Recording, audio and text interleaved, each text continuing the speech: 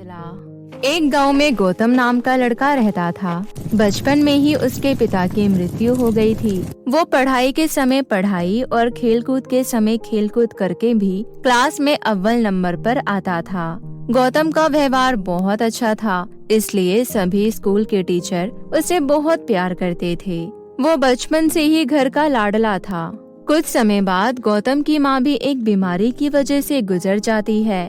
माँ के गुजर जाने के बाद गौतम अकेला हो गया और अपनी नानी के घर जाकर रहने लगा।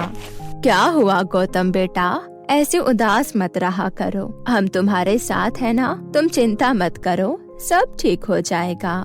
गौतम इतना मायूस था कि वो अपनी नानी की बात सुन ही नहीं रहा था।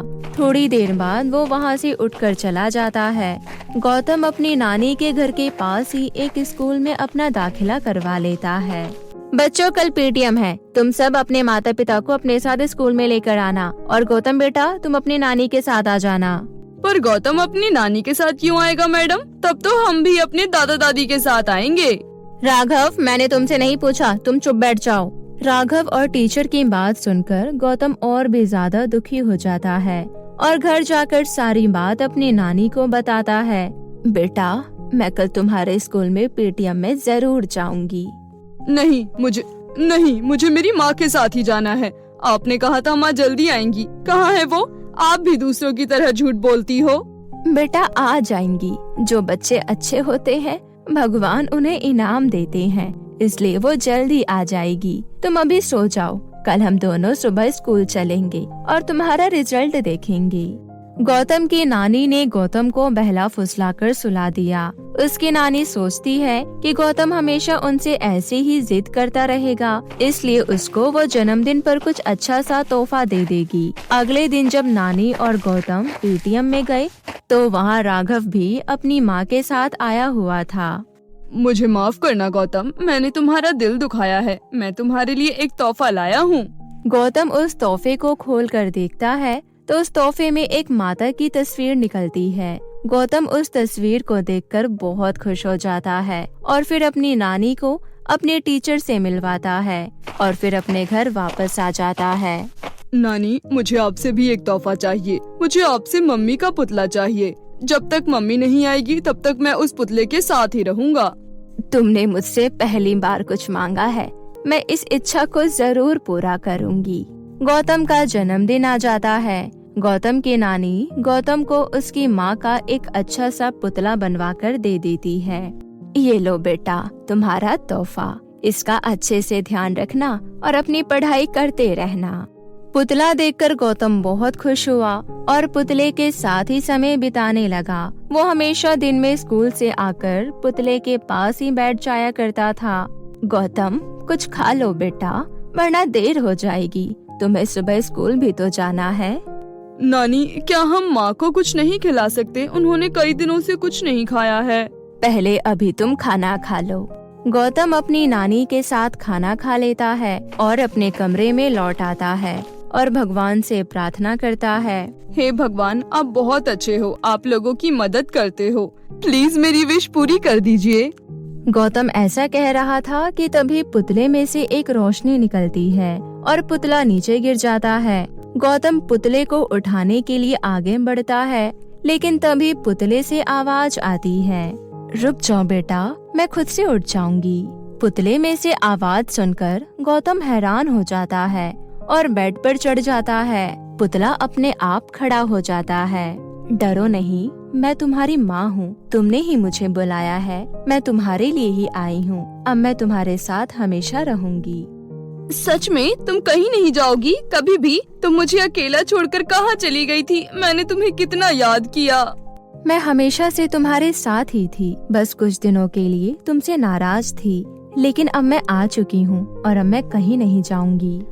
अगर आप मेरे साथ थी तो आपने मुझे जन्मदिन का तोहफा क्यों नहीं दिया?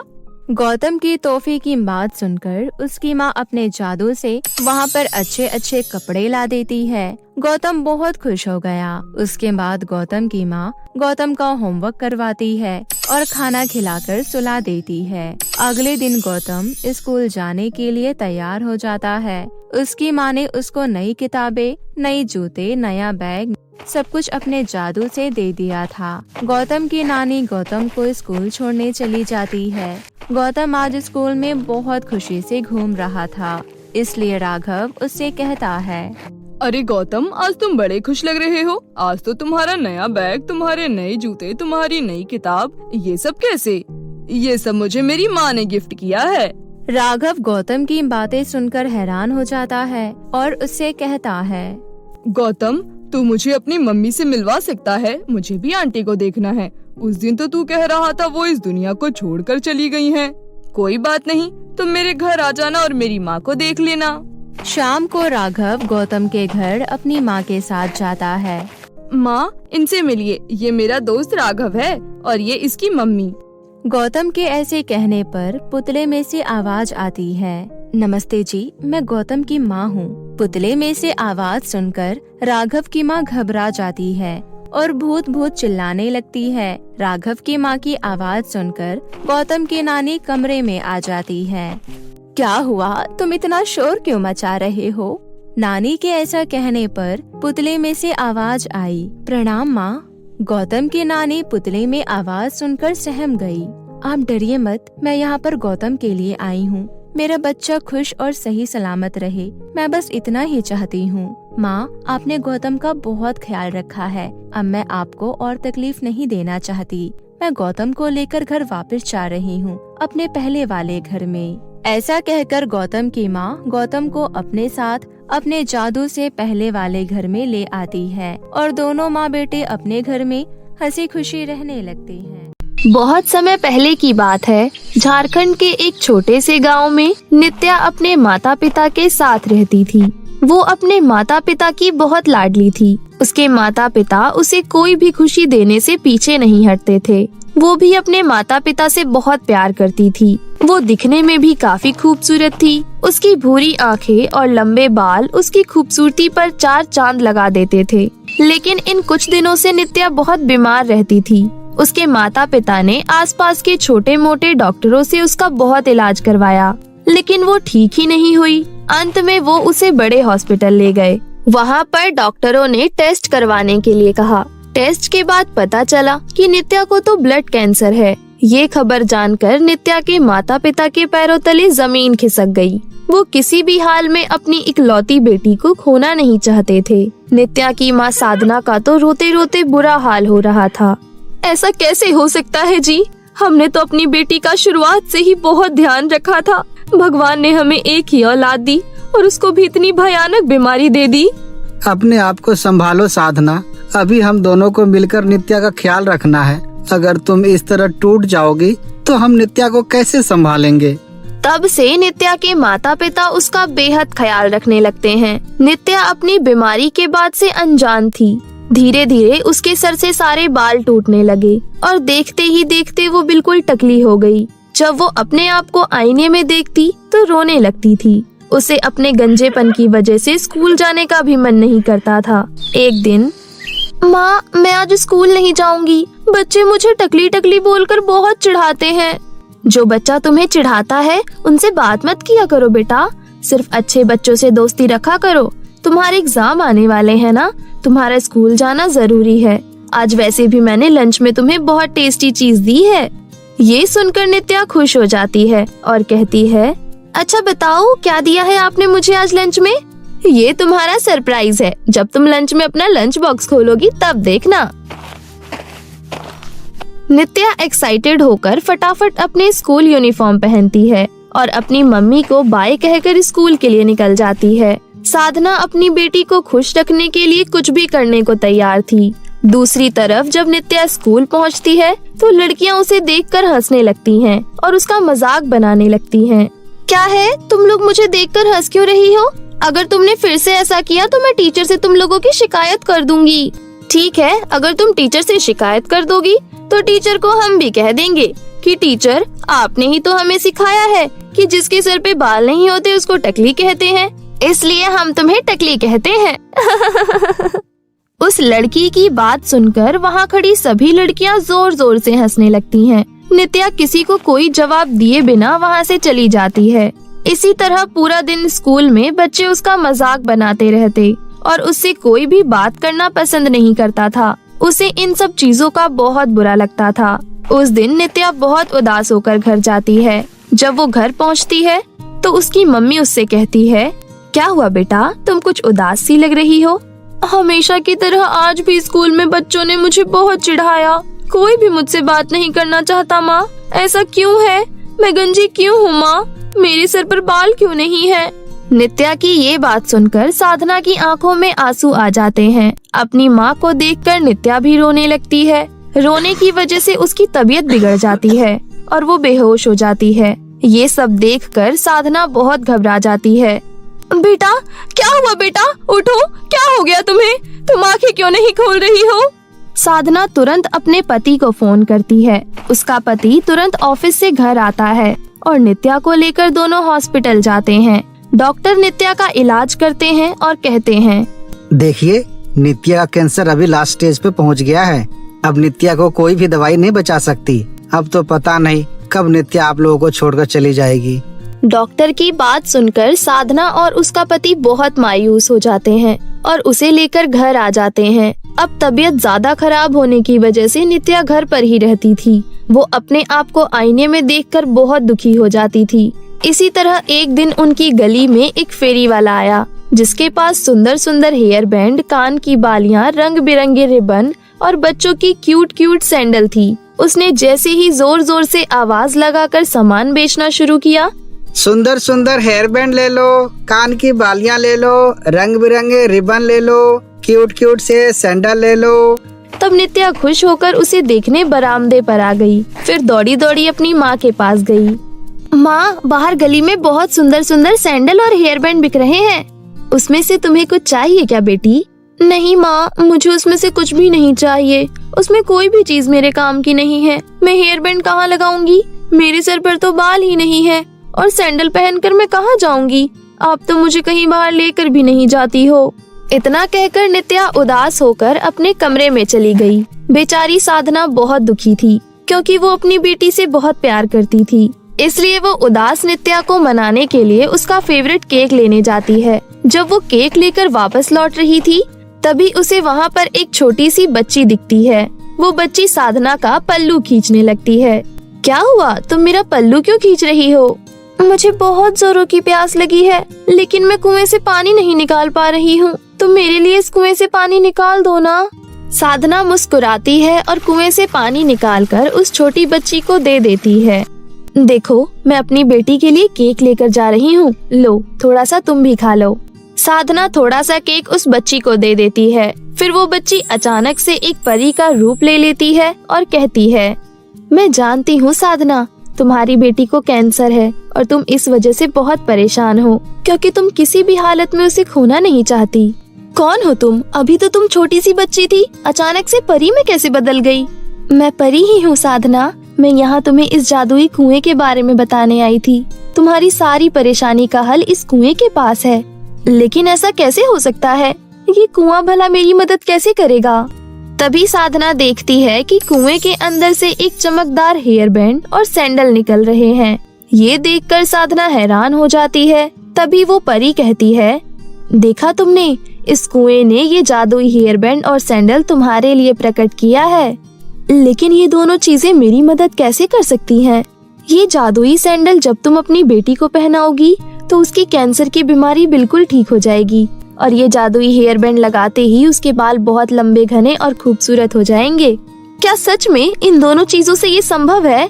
हाँ साधना, आपका बहुत बहुत धन्यवाद परी जी। मैं आपको बता भी नहीं सकती कि मैं कितनी खुश हूँ। आपने तो क्षण भर में मेरी सारी परेशानियाँ हल कर दी। धन्यवाद मेरा नहीं साधना, इस कुएं का करो। परी के कहे अनुसार साधना कुएं का धन्यवाद करके वो दोनों चीजें लेकर घर चली जाती है। घर जाकर साधना अपनी बेटी को आवाज लगाती है, नित्या, ओ नित्या, देखो मैं तुम्हारे लिए क्या लेकर आई हूँ।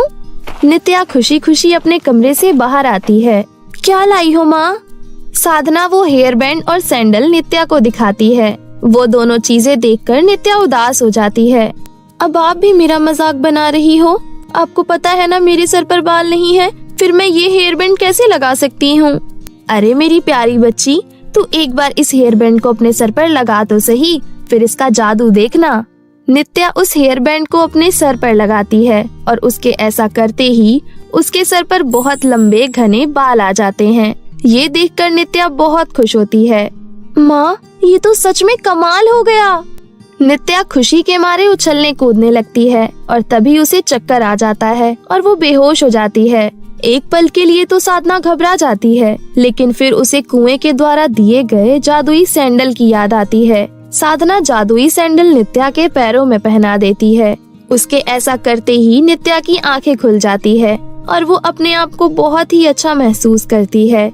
माँ, मुझे बहुत अच्छा फील हो रहा है। जैसे हमेशा पूरे शरीर में दर्द रहता था, अब बिल्कुल भी नहीं हो रहा। और देखो, मेरे बाल भी लंबे हो गए। शाम को जब पिताजी घर आएंगे तब उन्हें मैं सरप्राइज दूंगी। शाम को जब साधना का पति घर आता है तो नित्या का बदला हुआ रूप देखकर वो बहुत हैरान हो जाता है। तब साधना अपने पति को सारी बात बताती है।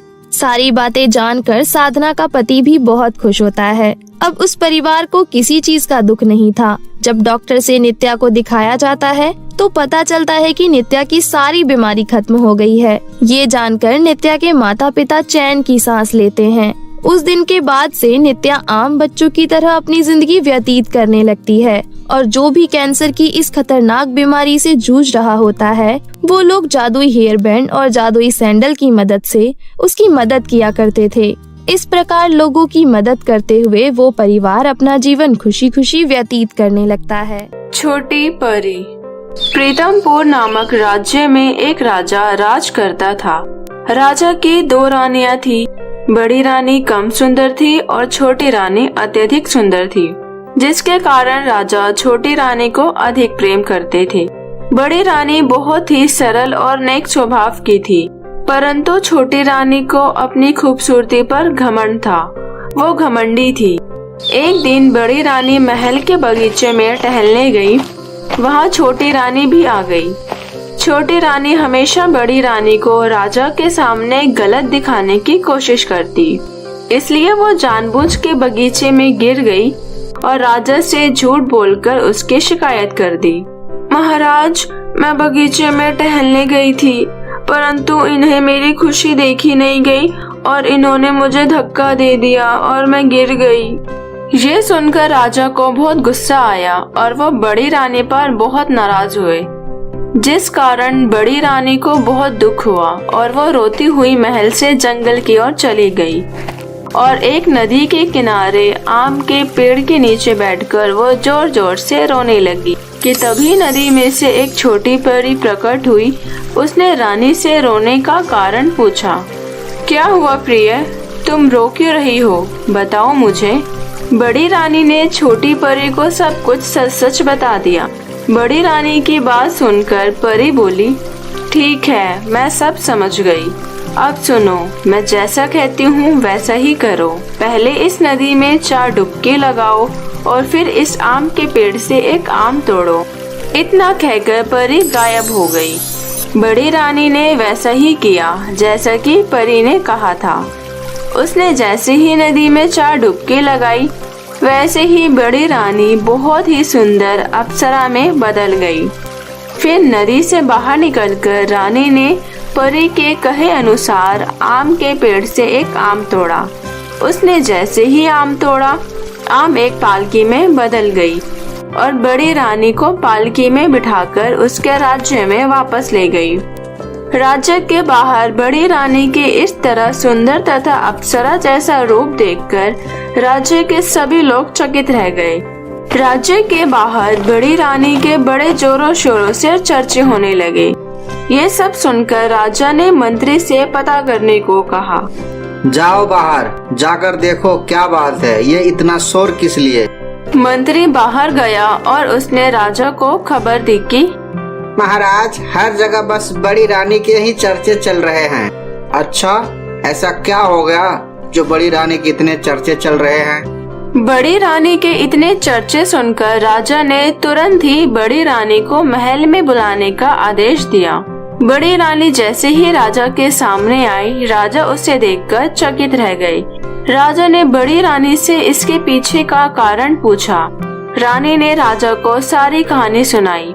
बड़ी रानी की बात सुनकर राजा को पछतावा हुआ और उन्होंने छोटी रानी को राज्य से बाहर निकल जाने का आदेश दिया।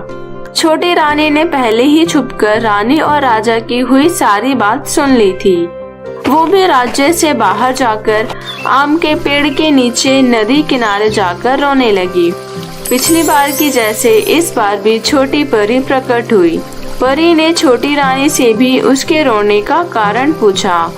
छोटी रानी ने झूठ मूठ रानी के ऊपर दोष लगाया और कहा कि बड़ी रानी ने अपने स्वार्थ के लिए मुझे महल से धक्के मार के बाहर निकाल दिया।